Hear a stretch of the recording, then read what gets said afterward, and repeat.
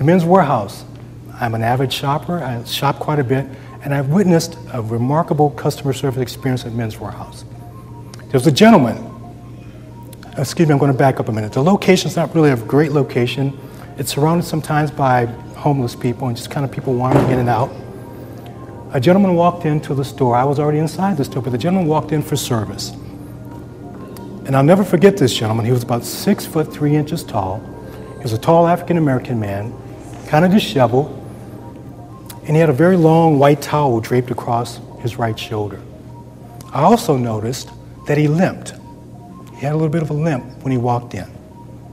And as I noticed, as I watched him closely, he had the white towel draped over his shoulder, and he had a tendency to drool. He couldn't control himself in that way. As I watched the other employees in the Men's Warehouse, no one approached the gentleman. No one came to say, "Good morning, how can I help you? Welcome to the Men's Warehouse." Except one gentleman. He walked up to the gentleman, he said, "How may I help you?" And then I realized the gentleman couldn't speak. He was trying to sign and say, "I wanted to buy a suit," or "I needed to buy a suit." Now you have to envision this, you have to remember now, at the Men's Warehouse, they give you a complete customer service experience. It's one like no other. They're going to embrace you, they're going to pull out the tape measure and measure you and give you a custom fit and make you look fantastic. You're going to like the way you look. But what happened with this gentleman was the salesman embraced him, got in his personal space, took his measurements, set out some shirts and ties, and put together a very neat package for him.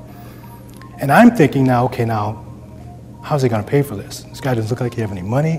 Just kind of walked in, maybe just kind of going through the motions.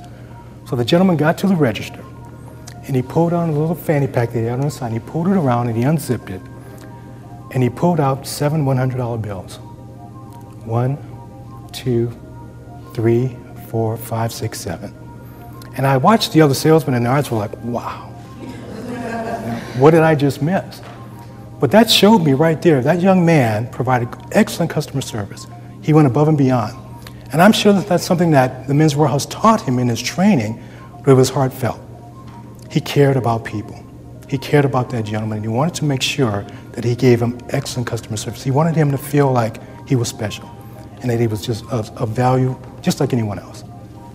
I came back a week later to pick up my clothes, and lo and behold, that same gentleman came back to pick his clothes up.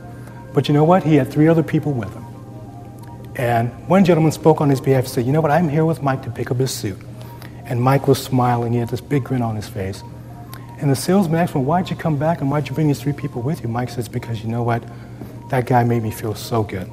He treated me like a human being. He treated me with respect. And I brought my 3 friends because they're going to buy suits here today as well." Now, why do I say that?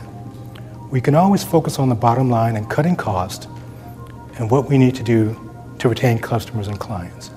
But at the end of the day, it's really, really simple. It's the old school. As my parents say, you treat people like you want to be treated. It's the golden rule.